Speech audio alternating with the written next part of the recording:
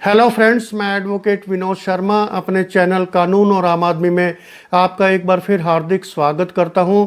दोस्तों, आज की इस वीडियो में मैं आपके लिए लेकर आया हूं राजस्व भाषा की जानकारी। दोस्तों, जब भी हम किसी प्लॉट की, मकान की या ज़मीन की रजिस्ट्री करवाते हैं या बयाना करवाते हैं या ज़मीन की फ़र्द देखते हैं या गिरदावरी देखते हैं और अन्य जो रेवेन्यू के डॉक्यूमेंट है, जब हम वो देखते हैं तो उसमें कुछ ऐसे शब्द होते हैं जो एक आम व्यक्ति को समझ नहीं आते। वो केवल जो है पटवारी को समझ आते हैं, कानूनगो को समझ आते हैं या जो डीड राइटर हैं उनको समझ आते हैं, क्योंकि वो रोज़ जो है उन शब्दों का प्रयोग करते हैं, लेकिन आम व्यक्ति को उन शब्दों की जानकारी नहीं होती।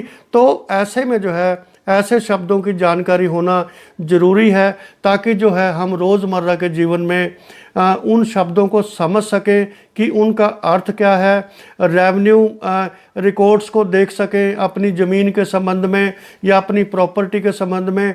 तो दोस्तों, मैं आज की इस वीडियो में आपको कुछ ऐसे शब्द बताऊंगा जो है रेवेन्यू के डिपार्टमेंट में या रेवेन्यू के डॉक्यूमेंट्स में जो है इस्तेमाल होते हैं। तो दोस्तों, वीडियो शुरू करने से पहले हमेशा की तरह मेरी आपसे रिक्वेस्ट है कि अगर आप मेरे चैनल पर नए हैं और आपने अभी तक चैनल को सब्सक्राइब नहीं किया है तो प्लीज़ मेरे चैनल को सब्सक्राइब करें।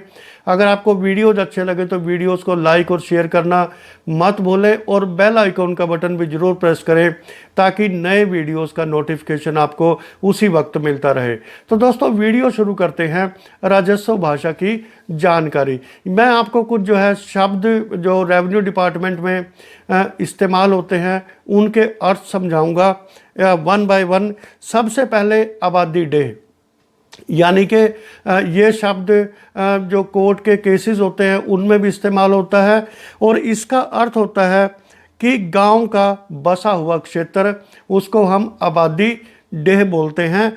दूसरा है मौजा। मौजा मतलब गांव को मौजा कहते हैं रेवेन्यू की भाषा में। फिर है हदबस्त, यानी कि तहसील में गांव का सिलसिलेवार नंबर, ये इसका जो है हदबस्त का अर्थ है।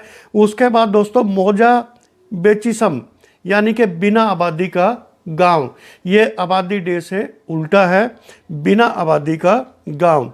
फिर इसके बाद आता है मिसल हकीकत, यानी कि बंदोबस्त के समय विस्तार पूर्वक की गई जमाबंदी, ये इसका जो है मिसल हकीकत का मतलब होता है। फिर जमाबंदी क्या होती है? भूमि की मलकियत व बोने के अधिकारों की पुस्तक, ये जमाबंदी बहुत ही कॉमनली यूज्ड होता है ये रेवेन्यू के कामों में। फिर इसके बाद आता है इंतकाल। इंतकाल मतलब मलकियत की तब्दीली का आदेश।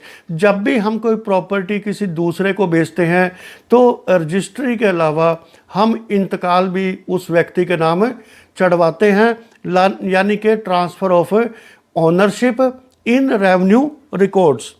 इसके बाद बात आती है खसरा गिरदावरी की, यानी कि खातेवार मलकियत, बोने व लगान का रजिस्टर, ये इसका अर्थ होता है। इसके बाद एक बहुत ही कॉमन है टर्म है लाल किताब, यानी कि गांव की भूमि से संबंधित पूरी जानकारी देने वाली पुस्तक, उसको हम लाल किताब बोलते हैं, जो गांव की पूरी ज़मीन का एक जो है पूरा एनसाइक्लोपीडिया होता है। उसके बाद दोस्तों शिजरा नसब, यानी कि भूमिदारों की वंशावली। शिजरा नसब, भूमिदारों की वंशावली।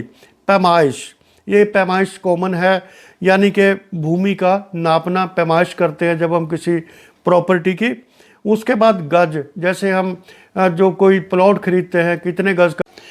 उसके बाद बात आती है अड्डा, यानी कि जरीब की पड़ताल करने के लिए भूमि पर बनाया गया माप, इसको हम अड्डा बोलते हैं रेवेन्यू की भाषा में। और उसके बाद है जरीब, यानी कि भूमि नापने की 10 करम लंबी लोहे की जंजीर, उसको हम जरीब बोलते हैं। उसके बाद आता है गट्ठा, यानी कि 57.157 इंच जरीब का 10वां भाग, ये होता है गट्ठा। और उसके बाद आता है करम, यानी कि 66 इंच लंबा जरीब का 10वां भाग, वो करम होता है। फिर आता है वस, यानी कि लंब डालने के लिए लकड़ी का यंत्र, उसको हम लंब वस बोलते हैं। और उसके बाद आती है झंडी, यानी कि लाइन की सिधाई के लिए 12 फुट का बांस, ये जो है इसको हम झंडी बोलते हैं। उसके बाद फरेरा, दूर से झंडी देखने के लिए बांस पर बंद तिकोना रंग बिरंगा कपड़ा, यानी कि रंग बिरंगा कपड़ा जब हम किसी बांस पर लटकाते हैं तो उसको हम फरेरा बोलते हैं। उसके बाद सुए, यानी कि पैमाइश के लिए 1 फुट सरिया, उसको हम सुए बोलते हैं। फिर पैमाना पीतल, यानी कि मसावी बनाने के लिए पीतल का बना हुआ इंच। इसके बाद बात आती है मसावी की, यानी कि मोटे कागज़ पर खेतों की सीमाएं दर्शाने वाला नक्शा, ये मसावी होता है। उसके बाद आता है शजरा, यानी कि खेतों की सीमाएं दिखाने वाला नक्शा, ये शजरा होता है। फिर आता है शजरा किश्तवार, यानी कि टेरेसिंग क्लॉथ या टेरेसिंग पेपर पर बना हुआ खेतों का नक्शा, इसको हम शजरा बोलते हैं। फिर जो है शजरा किश्तवार बोलते हैं।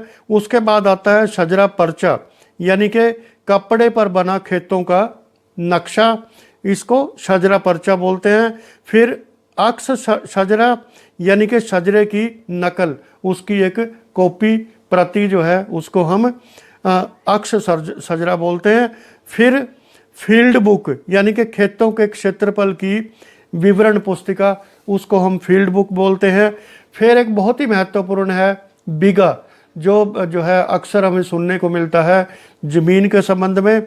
बीघा मतलब 40 गुणा 40 वर्ग क्रम 4 बीघे का खेत, ये हम जो है इसको बीघा बोलते हैं। फिर एक मुरब्बा होता है, ये पहले जो है पुराने समय में बहुत सुनने को मिलता है, आजकल बहुत कम सुनने को मिलता है। मुरब्बा मतलब 25 किलो की समूह, यानी 200 कनाल। जब 25 किलो का यानी कि 25 एकड़ का ग्रुप बनता है खेतों का, तो हम उसको मुरब्बा बोलते हैं। फिर मुस्ततिन, यानी कि 25 एकड़ का समूह, यानी 200 कनाल, उसको हम मुस्ततिन बोलते हैं। फिर इस्तखराज, यानी कि नंबर की चारों भुजाओं की लंबाई व चौड़ाई का क्षेत्रफल निकालना, इसको हम इस्तखराज बोलते हैं। फिर आता है रकबा, रकबा भी हम रोज़ सुनते हैं अपने जीवन में, यानी कि खेत का क्षेत्रफल, कितने रकबे का खेत है जो है हम अक्सर बोलते हैं इसको। फिर थमजान खातावार, यानी कि जेतवार जोड़। फिर किस्म ज़मीन की किस किस्म की भूमि है, यानी कि भूमि की किस्म क्या है। फिर ज़मीन सफ़ावार, यानी कि खेतों का पृष्ठवार जोड़। फिर आता है मिजान कुलदेह, गांव की कुल क्षेत्रफल का जोड़, इसको हम मिजान कुलदेह बोलते हैं। फिर जोड़ किस्मवार, यानी कि गांव की भूमि का किस्मवार जोड़। फिर आता है गोशा, यानी कि खेत का हिस्सा, उसको हम गोशा बोलते हैं। फिर तरतीमा, यानी कि खेत का बांटा गया भाग, उसको हम तरतीमा बोलते हैं। फिर बोलते हैं वतर, यानी कि कर्ण। ये फिर है विश्वासी, यानी कि 57.157 इंच क्रम का वर्ग, इसको हम विश्वासी बोलते हैं। और फिर आता है बिस्वा, बिस्वा भी हम अक्सर जो है सुनते हैं ज़मीन जायदाद के मामले में। बिस्वा का मतलब 20 विश्वासी, बिस्वा मतलब 20 विश्वासी। फिर आता है बीघा, बीघा जो है वो 20 बिस्वे का बनता है। जब 20 बिस्वे होते हैं तो 1 बीघा उसमें बनता है।